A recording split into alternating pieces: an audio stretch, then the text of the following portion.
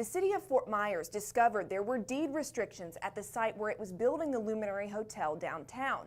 In order to settle a lawsuit with the family that originally gifted it to the city, it transferred those deed restrictions to the island in the Caloosahatchee, promising no commercial development could ever happen there.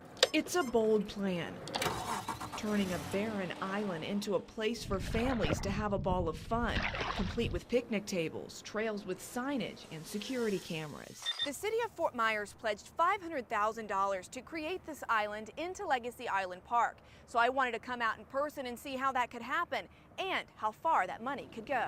It's wild, only inhabited by wildlife, and littered with everything from fallen trees. Those trees are invasive species too. To trash and clothing, like this abandoned pair of men's underwear. Right now, this small patch of city-owned land in the Caloosahatchee is far from paradise.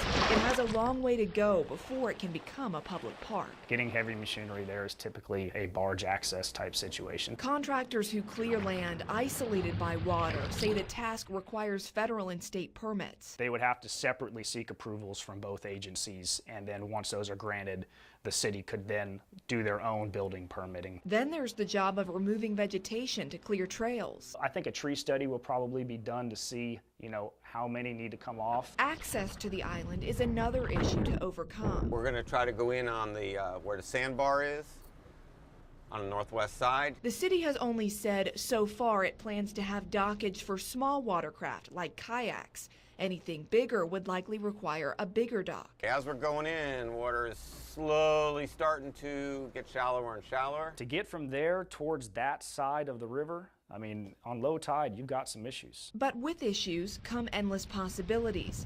Residents who plan to use the future park. The islands are nice. We have a small boat that we take out to the islands. Look forward to what it could be. It is pretty shallow in some spots, but I think with relatively little modification, it could be easy access. Despite uncertainty on the horizon.